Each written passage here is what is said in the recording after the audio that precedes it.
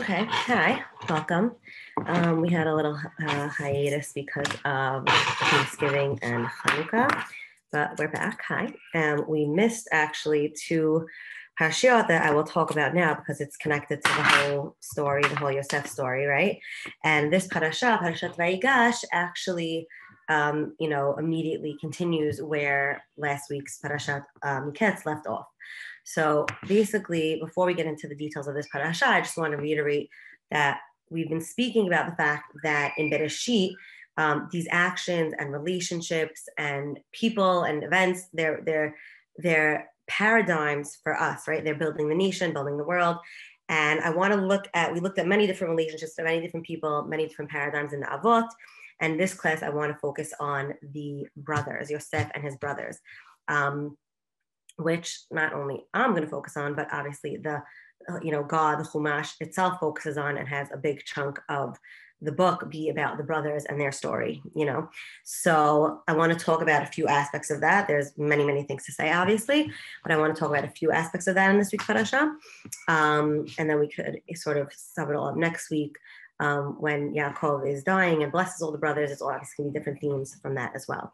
So this parasha, like I said, immediately follows last week's events. So it opens up with what happened. Basically, the brothers came back down to get food from Yosef. They didn't know it was Yosef, right? From the viceroy of Egypt. And they brought Binyamin like he requested. Yehuda promised his father that he'd be responsible for him. And now Yosef frames Binyamin and puts his silver goblet into Binyamin's sack of food. And now he tells him that he's going to keep him as a slave to punish him. And now this week's parasha opens with Vayigash to come forward, the coming forward or the standing, of Yehuda before Yosef, the viceroy of Egypt, and pleading for Binyamin.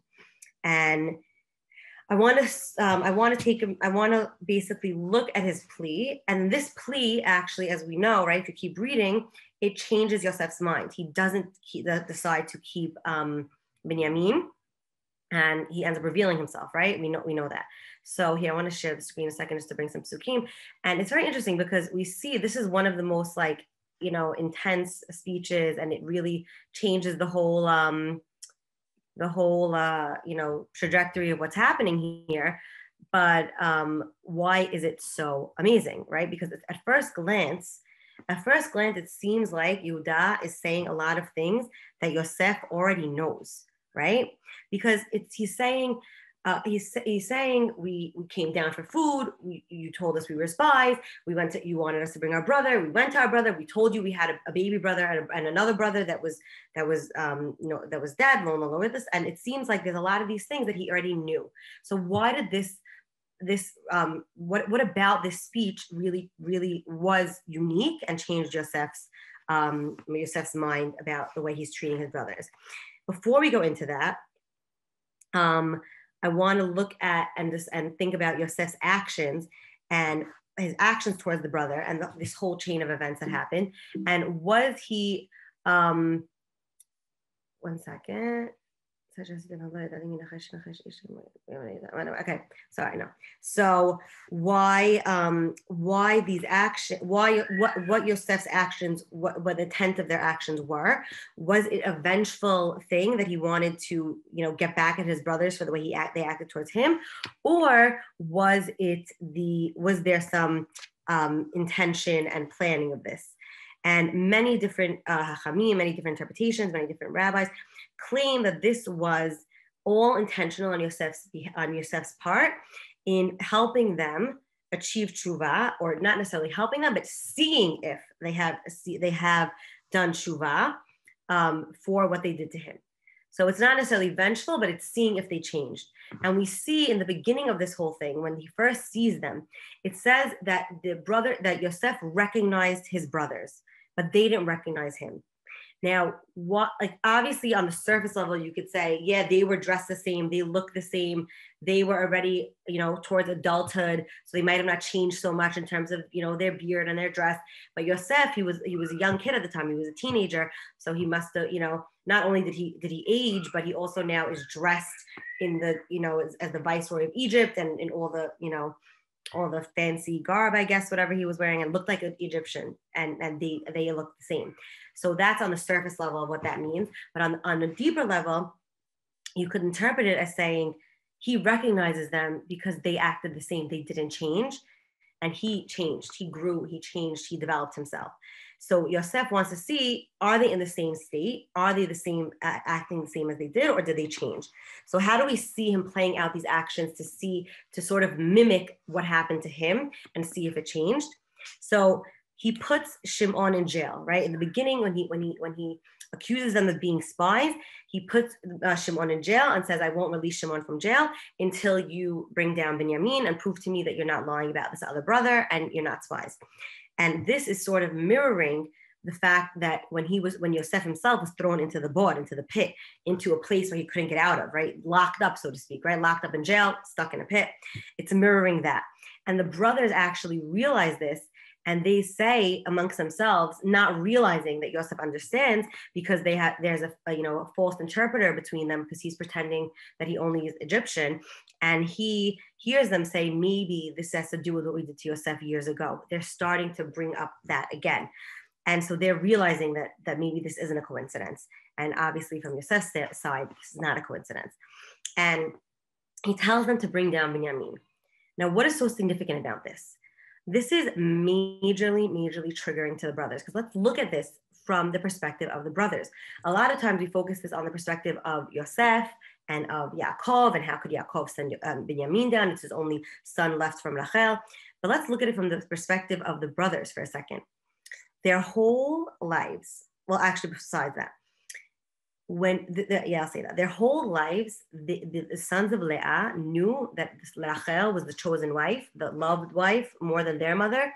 So you have to imagine what that would do to the psyche of these other children, knowing that your father favors another woman and her children more than your mother and their children, and you. So this was sort of the first time they dealt with this issue with Yosef. They made him disappear. Now it's replaying that story with Binyamin of having to deal with the favorite child and seeing what will they do. So they go up to Yaakov, they tell Yaakov the whole situation. They tell him that in order to get food, they need to, first of all, in order to get Shimon back, they need to bring Binyamin down. And in order to get food, to go back at all, to get food, they need to bring Binyamin. Now, Yaakov refuses. And he says, how could you expect me to, he's the only one I have left. How could you expect me to do this? And essentially when Yaakov says that, he's basically telling the other children is that I value, or I don't care as much to leave Shimon there as the risk of maybe losing Binyamin. So this is sort of replaying that whole, Ketonet Pasim over again. He's saying and showing that he favors, that he rather this child of Rachel, Binyamin, over the child of Leah, of Shimon, right? And not only that, but it's also saying that he's going to risk not getting food and waiting out the famine and hoping for the best, which is obviously risking all of them. So this is majorly triggering and reminiscent and like sort of a replay of what was going on with Yosef. So now how do they react? Yehuda steps up and tells Yaakov that he'll take full responsibility, right? He accepts the fact, he might not be happy with it, but he accepts the fact that Binyamin is favored, but he knows that this is what's going to have to happen in order to play out what needs to happen in terms of getting the food and getting Shimon back. So he accepts that. And he says, I will take full responsibility for Binyamin. I will make sure he comes back safely. I will be chatati lefnecha kol hayamim. I will have sinned to you all my days, which essentially is what he has been doing, with the fact that he, initiated. Yehuda was the one who initiated the sale of Yosef, and now he's initiating being the protector of Binyamin. And so when now even more so now Binyamin comes down, right? They bring Binyamin down. The brothers are like, we finally got this done. We're going to get Shimon back. We're going to go home. We're going to be done with this whole story. And Yosef frames Binyamin and puts the goblet in Binyamin's Binyamin's sack of food. And we know he was framed, right? But from the brother's perspective, you could be like, what is going on here, Binyamin? You entitled, spoiled, you think that everything is for you. Your favorite child by our father. You could think you could do whatever you want and take whatever you want, and everything is yours for the taking. They could think, how could you do this? And they rightfully so could not feel that they want to defend him and protect him. They could have easily have said, sorry, this is what happened. You did this, right? They could have, you did this, you brought this upon yourself. We can't protect you, right? They could have, we don't really think about that because we know the end of the story, but they could have very easily have done that. Yes, Yehuda might have felt very bad and it would have destroyed Yaakov. We know that for sure. But it doesn't mean they couldn't have done that. They brought Yosef's ketonet covered in blood to their father and destroyed him once before. What's stopping them now? And that's the answer to the question of Yehuda's speech. What is stopping them now? And this is what we see in Yehuda's speech. What's stopping them now is the fact that they did teshuvah and they realized and they accepted their place in the family and realized that by the way, this is not saying that there should be a favorite place, that there are those that take Yaakov to task about having favorites, obviously, but they're accepting their role in the family. And if we go back and we look at, especially Yehuda, right? We look at the speech, we're going to see, hold on, let me share it again. We're going to see why, oh wait, hold on, there we go. We're going to see what changed here, right? So first of all, the fact that Yehuda is going up to talk at all is extremely risky, and it's a last-ditch effort, right? Because we know that that's Yosef, but he doesn't. He knows that he's the viceroy of Egypt. He could easily punish all of them, punish him, decide to make the punishment worse, right? He doesn't owe him anything in Yehuda's head, right? But Yehuda knows he has to fight, and he's choosing to fight for his father's happiness and his father's I don't want to make sure his father doesn't go through that pain again. He's willing to do whatever it takes. So he goes up to Yosef and he says, Adoni sha'al et avdi lemor hayesh lachem av o ach, right? He's bringing up again, you asked us if we had a father or brother, and yet who else was in our family. Vanomar el Adoni yesh lanu av zaken v'yeled zekunim katan v'achiv met v'yivater hu levado le'imo v'aviv ve'ahavo. And now he says it outright. In the beginning, he said, no, I didn't put it on. Sorry. In the beginning, he says that the brother's eneno, that our brother is not here. He didn't explain. And here he says that our brother is dead. And by saying achenu met, when he's saying that the brother is dead, he's essentially accepting responsibility for the death of Yosef, which in his mind, there was no way it didn't happen. Because in the brother's mind, there was no way, even though they sold him to slavery, there was no way that he would survive that slavery, being sold down to Egypt, being a slave. They thought he would be worked to death or killed, right? So in their mind, they did kill him. So now he's admitting essentially about their role in all of this. And he's realizing, he says, Va'aviva havo. He's saying outright, my father loves him, right? And he's admitting, right? And he says here, he's saying, my father says, don't come back without him. Don't look at me. Where is it? Right? And he's basically saying, he's repeating in different ways how his father will not accept the fact that Binyamin won't come back. And then he says again, right?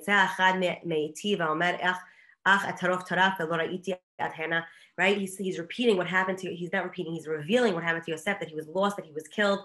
And now Yosef's realizing, he's listening to all this, and he's realizing that Yehuda is taking total responsibility for all of it.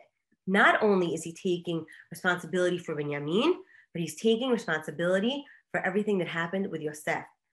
Whether he's realizing, whether Yehuda is realizing how this is coming across to Yosef, that's how Yosef is hearing it. And Yosef then realizes, and also, by the way, he's sacrificing himself. He's realizing that I will be your slave instead of Binyamin because I know that my father prefers Binyamin. So he's willing to accept that and sacrifice himself for that. He's really completely changed to what they did with Yosef, right? And if we look back at the end of last week's parasha, when Yehuda said, when Yosef initially tells them, "I'll keep Binyamin," he says, "What? No. We'll take all of us, right? Gam anachnu, right? We'll stay with him because Yehuda was willing to have everyone instead of Binyamin stay, and even he sacrificed himself as alone, and here, this is again what he says, and he takes full responsibility. And he says, they say, no, that's after, sorry. We'll get to that in a minute. So now, when Yosef hears this, he sees the complete transformation of his brothers, complete tshuva of his brothers, accepting their role in the family, accepting their involvement in his sale and what happened to him, and accepting the torment of the years of torment that happened to his father. And now he realizes, Yosef, that he is also part of this torment because he realizes he by not revealing himself earlier, by keeping Shimon, by forcing Binyamin down, he's adding to his father's suffering. And that is when he and he says, "Ani Yosef," right?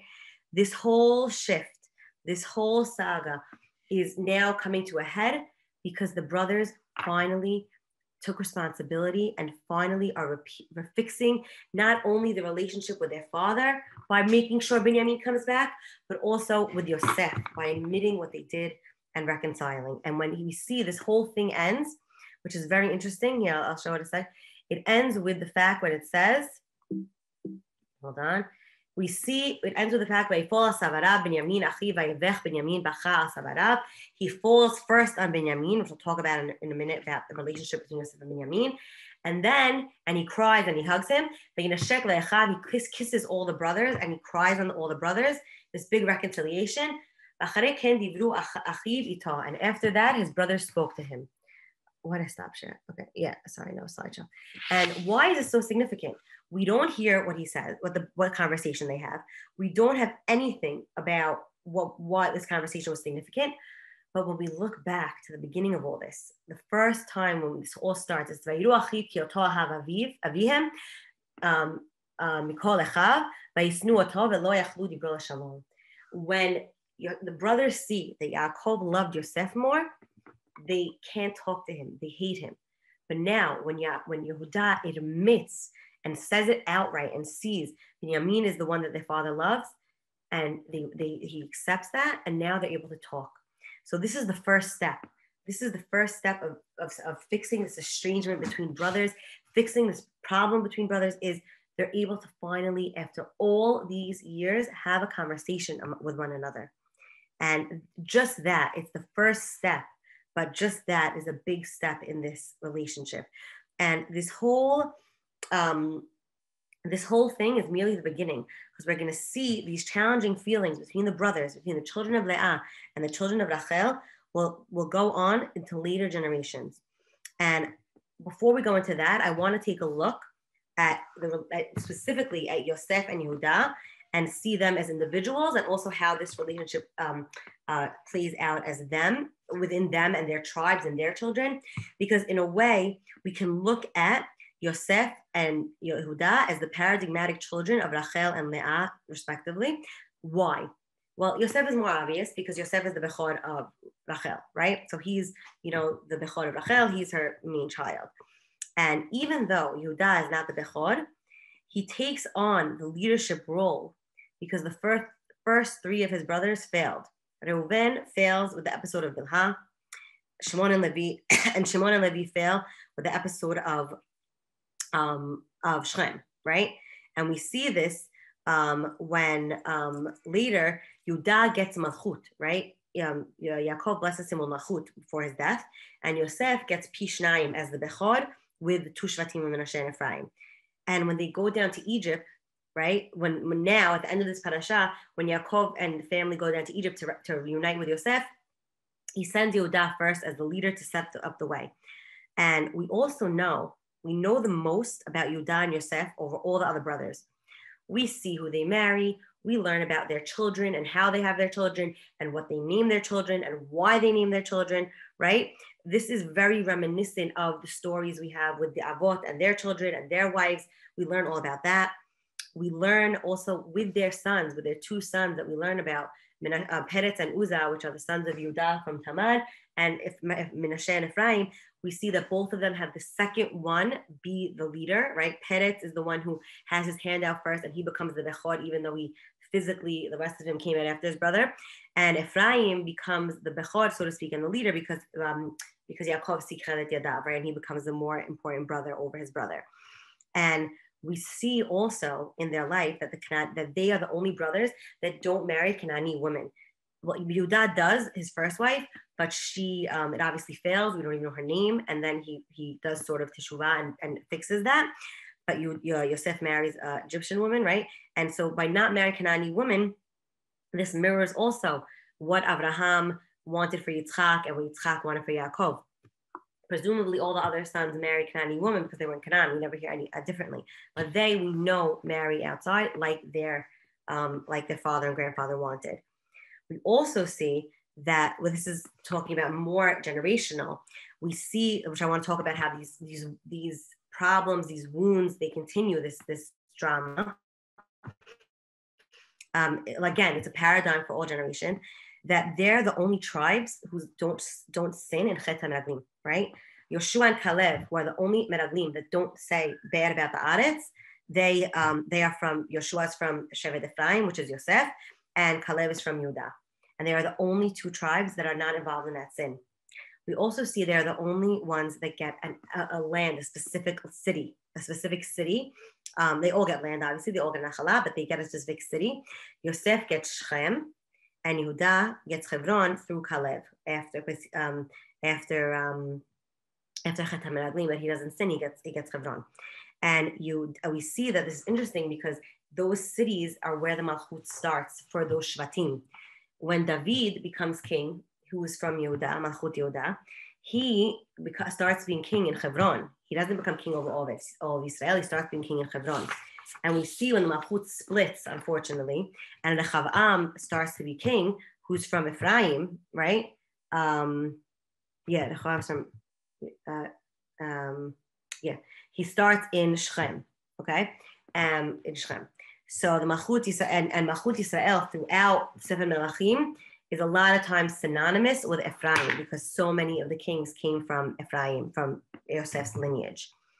We also see in connection to Malchut and leadership, we see that they are the ones that fight Amalek, right? And that's the job of a leader of Israel, is to limchot zecher Amalek. And Yoshua starts this war, right, in the Midbar. He starts the war with Amalek. And he's, again, from Ephraim, from Yosef. And David of Yehuda, he is the one who finishes the war, essentially, and annihilates them and builds Yerushalayim, okay? So we see how all this patterns of leadership, of strength are in Yehuda and Yosef, and they sort of tag team off each other, right? We see that both, that Yosef ends up being more of the leader outwardly in terms of the other nations. In Galut, he was one of the biggest leaders. He was able to be a leader and stay Yosef HaSadik throughout the Galut of Mitzrayim. And Yehuda is more of the one who is making sure that the family unit and the national structure is intact.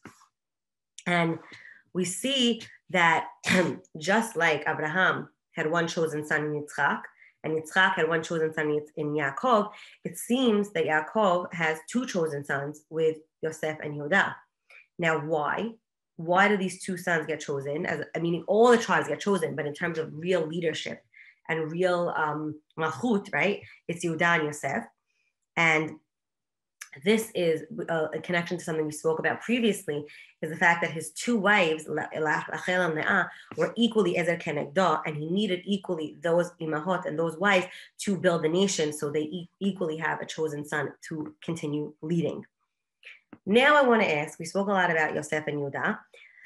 Where does Binyamin fall into all this? Because obviously he's a big factor in all this, right? Sort of have this triangle, right? Yosef, Yehuda, Binyamin, and sort of Yaakov on the top, right? So how does this fit in? Okay. He is deeply connected to both Yosef and Yehuda, and this also, again, will transcend generations. And Yosef, let's start with Yosef because it's more outward and more straightforward because he's his brother from the same mother, right? And both of them knew the feeling of, I spoke a lot about in the beginning about how the brothers felt like they were the unfavored children, but Yosef and Binyamin knew what it was like to be the unfavored brother, right? They might have been favored by their father, but they knew what it was like to be a hated brother and to live this loneliness amongst your family, right? To really feel like an outsider within your own home. And I think that this is what leads a lot to Shaul HaMelech's problems. Shaul, right? He was the first king of Israel, but it doesn't continue, right? And he's from Sheb Binyamin, right? He's from Rachel's children. He's from Binyamin. And a lot of his failing as king had to do with the sense that he always doubted himself. He was always paranoid. He was always worried. What do I do? He was always worried what the nation would think of him, right? I can't, he tells Shmuel, I didn't kill the sheep of Amalek because of the nation. The nation wanted to do, right? And I didn't wait for you in the Gilgal for 7 days to do the korbanot because the nation was scared, right? He always worried about the nation, what others think of him. So you see this as sort of a pattern that could have developed from this feeling of being the other brother. Like I have to do what's right to be accepted, right? And this fear of rejection and need to be accepted, I think, is what led Shaul, the king from Binyamin, to not be able to continue his lineage, his line as king. If you want more about that, I did a whole Shmuel series. Feel free to go look it up. We also see, so that's in terms of his connection to Yosef, but we also see that Yehuda risks himself for Binyamin, right? We see that now. And we see a very interesting phrase when in his speech that I didn't talk about till now, but I want to talk about in this context a second. We see he says, hold on. He says, בנפשו קשורה בנפשו עתה כבואי אל עבדך אבי והנער איננו איתנו בנפשו קשורה בנפשו, right? That Binyamin's soul, his nefesh is tied to Yaakov, and that's why I can't leave him. I can't not bring him back. Now, this phrase nafsho kshura b'nafsho is only repeated one other time, and it's in context of Shaul's son, Yehonatan, to David. So why is this significant? First of all, again, Shaul's from Binyamin, so obviously his son Yonatan is from Binyamin, David from Yehuda.